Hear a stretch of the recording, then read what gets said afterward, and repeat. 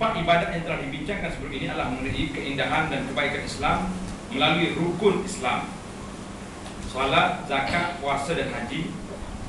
Yang kelima ini bukan rukun Islam, tapi dia salah satu daripada ibadat. Jangan bertukar pula. Dia kata bila pula tukar jadi rukun pula.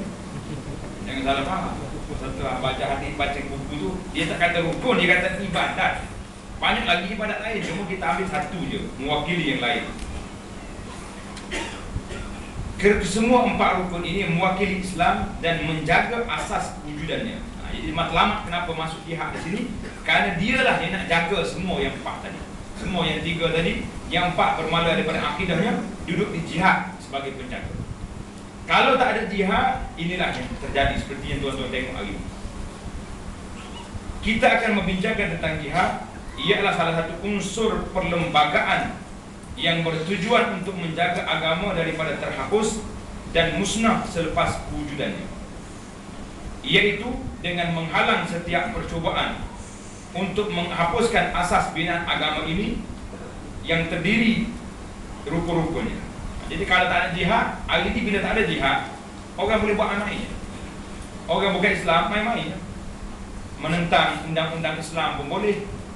Bila orang larang judi, dia pun marah juga. Jadi nak meletakkan orang mudah, sebab hasil daripada tak ada jihad. Asas ini mesti dilindungi daripada diserang oleh siapa saja, baik yang mahu musnahkannya atau yang cuba menghalangnya daripada tersebar ke seluruh alam, atau cuba membebaskan manusia daripada beramal dan mengikut ajarannya, sama dalam hal dunia ataupun akhirat. Jadi jihad ni kuasa pengimbang, kuasa pengawal. Jika maksud di atas dipahami dengan tepat, maka jihad dalam Islam mempunyai dua makna, iaitu umum dan khusus. Yang umumnya, mana yang umum tak umum? Erti jihad secara umum ialah menggembelengkan segala daya dan usaha untuk menolong agama Islam, sama ada untuk usaha yang berkait dengan diri sendiri atau orang lain. Ulama telah memberi maksud jihad secara umum dan menyeluruh sebagai berikut. Jihad adalah seorang mengembeling segala usaha dan tenaga untuk mencapai sesuatu yang amat disukai oleh kebenaran dan menghalang atau menolak sesuatu yang dibencinya. Atau dengan makna lain, ini kerana jihad pada hakikatnya adalah berusaha untuk mencapai segala diridai Allah, seperti iman dan amalan soleh, serta menghalang segala yang dibencinya, seperti kufur, fasik, juga maksiat dan dosa. Maka jihad yang berkait dengan diri sendiri adalah untuk mendidik jiwa agar mengenal syariat hukum Allah dan beramal dengannya, mendakwah orang ramai kepadanya, dan bersabar menghadapi segala kesusahan serta cabaran yang dihadapi kerananya. Inilah yang dinamakan oleh para ulama jihadun nafsi. Jihad jiwa kita ni, jihad hak menentang hawa nafsu, ia terbahagi kepada 4 bahagian. Kita tengok. Hak ni boleh buat terus, tak payah ditangguhkan. Yang pertama, jihad melawan syaitan, dengan menjauhkan diri daripada nafsu dan syubhat. Lepas tu kita boleh lawan soal-soal. Yang kedua, jihad terhadap orang yang melakukan dosa dan orang yang melakukan perkara bid'ah, iaitulah amalan yang tidak diajar oleh Rasulullah sallallahu alaihi wasallam, yang banyak masuk dalam dunia umat Islam hari ini. Banyak masuk. Kita sangka dia ibadat, rupanya bukan ibadat. Nampak macam ibadat, tapi dia bukan ibadat, kerana dia tidak mari daripada Nabi sallallahu alaihi wasallam. Jihad ini ada 3 peringkat. Berjihad dengan hati, iaitulah membenci dan mengutuk perbuatan mereka yang melanggar syarat dalam hati. Kalau kita tak mampu, kita kena wajib kena engkar dengan hati. Yang kedua, berjihad terhadap mereka dengan lidah, iaitu dengan menyuruh mereka melakukan kebaikan dan melarang mereka daripada melakukan kemungkaran secara berilmu dan berhikmah. Tolonglah tuan-tuan, engkar kemungkaran yang ada ni mengikut kemampuan kita dengan lidah. Yang ketiga, berjihad terhadap mereka dengan kuasa, jika mereka yang menyuruh dan melarang itu mempunyai kuasa untuk melakukannya atau diberi keizinan oleh pihak yang berkuasa untuk melakukannya, selagi ia tidak membawa kepada kemudaratan yang lebih besar. Yang ketiga, jihad terhadap orang kafir. Ini yang ketiga ni yang tadi lawan nafsu. Yang kedua, jihad terhadap orang yang melakukan dosa besar. Yang ketiga, jihad terhadap orang kafir. Sama juga berjihad dengan hati, ia telah membenci mereka kerana kekafiran mereka, tidak mengasihi mereka, tidak berketuakan mereka, jangan latih orang kafir sebagai ketua, dan membenci serta mengutuk perbuatan atau kehidupan sesak mereka. Berjihad dengan lidah, dengan berdakwah dan mendekatkan mereka kepada Islam. Hari ini kita berkawan dengan orang kafir ramai. Ramai tak ramai kawan kita? Ramai. Tapi berapa orang yang telah kita dakwah mereka kepada Islam? Kalau tanya orang ni, rasa bersalah kita dengan Allah. Pernah kawan-kawan kita yang partner kita ke, kawan kita ke, kita ajak dia masuk Islam? Ada buat ke tak? Kalau tak lagi kena panggil, dakwah dia masuk Islam. Dia tak malu kita ajak masuk Islam. Saya itu forum dengan seorang pendakwah, pengkaji salat. Saya cakap tu, kali ini awak kaji dan sudut sains. Sekali lagi saya nak awak mari pengkaji sebagai seorang Islam yang salah. Itu dakwah dia. Tidak mengapa ini, berjihad dengan lidah, mengajak mereka kepada Islam, menunjukkan kesalahan dan kesesatan mereka, dan membetulkan kepahaman mereka tentang Islam dan orang Muslim. Berjihad dengan harta, dengan cara membelanjakannya untuk mempertahankan dan menyebarkan dakwah Islam, sebagai dalam hadis Nabi SAW, jahidul musyrikin bi amwalikum wa anfusikum wa alsinatikum. Berjihadlah kamu menentang kaum musyrikin dengan harta, diri dan lidah kamu. Setelah ini adalah 12 jenis martabat jihad. Semua ini adalah 12 jenis martabat jihad yang terkandung dalam makna umumnya. Panjanglah dia betul. Boleh disebutkan.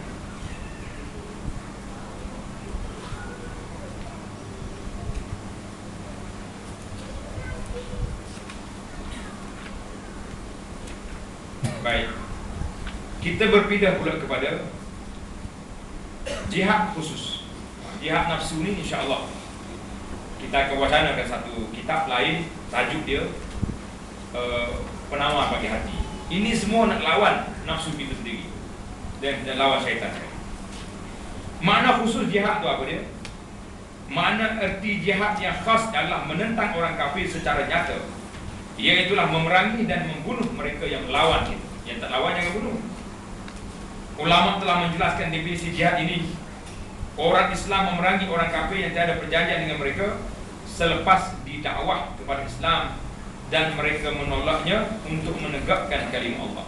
Islam ni bukan ganas, bukan kata pergi maka terus pancung dah. Kita dah ajak dulu, dakwah dulu, bincang dulu. Kalau dia lawan juga, barulah kita lawan. Erti jihad dalam makna yang terakhir ini punya beberapa syarat yang harus dipenuhi sebelum ia diamalkan. Jika semua syarat ini tidak dipenuhi atau kurang salah satunya, jihad ini tidak sah, apatah lagi wajib, yakni tidak wajib kalau tak cukup syarat. Sebahagian syarat yang bergantung dengan orang kafir yang ingin diperangi, dan sebahagian lagi berkait dengan orang Islam yang ingin berjihad. Jadi siapa dia? 3 syarat terhadap orang kafir yang ingin diperangi. Yang pertama, bukan kafir zimmi, iaitu orang kafir yang tinggal secara aman dalam negara Islam di bawah pemerintahannya. Tak boleh kita lawan dia. Macam orang kafir dalam negara kita ini, dia bukan kafir harbi, kerana dia ada pakat kebenaran. Dia dapat kebenaran duduk di sini, maka haram kita pergi curi barang dia. Ada setengah orang tu fatwa tak betul. Dia kata ni kafir, habis boleh dia ambil barang-barang dia. Anak murid dia pergi curi. Jangan salah buat itu. Tak boleh, sebab dia duduk di sini aman. Yang kedua, tidak terdapat perjanjian damai dan perlindungan antara mereka dengan orang Islam. Yang ketiga, bukan musta'man, iaitu orang kafir dalam kalangan mereka yang diperangi oleh Islam, tetapi telah memasuki negara atau kawasan Islam itu dengan aman mencari perlindungan. Kafir ni ada 3 jenis. Dipanggil kafir zimmi, kafir al-ahdi atau ada perjanjian dengan kita, dan kafir yang minta keamanan dengan pemimpin untuk masuk cari perlindungan di sini, maka hal ini tak boleh perang. Syarat orang Islam nak berperang juga apa? 5 syarat. Yang pertama ikhlas.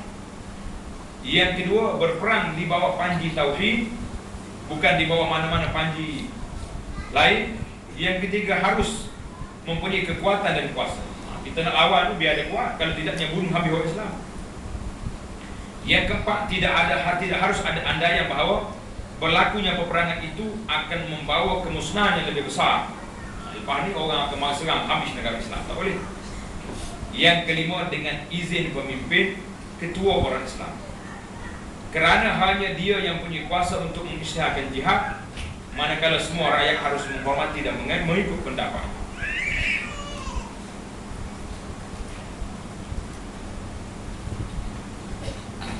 Nabi kata apa? Maksudnya seorang imam, ketua itu seumpama perisai. Orang Muslim berperang di belakangnya dan mereka juga berlindung dengannya. Jika seorang pemimpin itu menyuruh untuk bertakwa kepada Allah dan memerintah dengan adil, dia akan diberi pahala kerananya.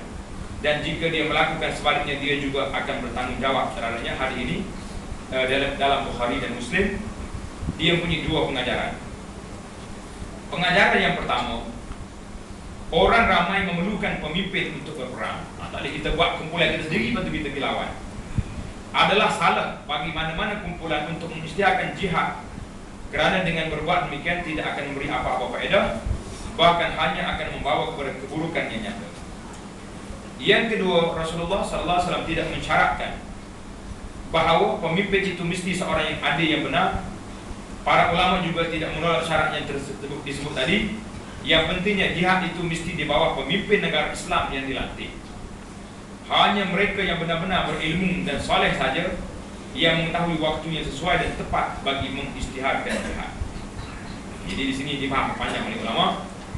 Kemudian kita tengok 4 peringkat jihad Rasulullah sallallahu alaihi wasallam. Ini kita belajar sirah Nabi sikit. 4 peringkat jihad. Peringkat yang pertama, tidak berperang, tanpa peperangan.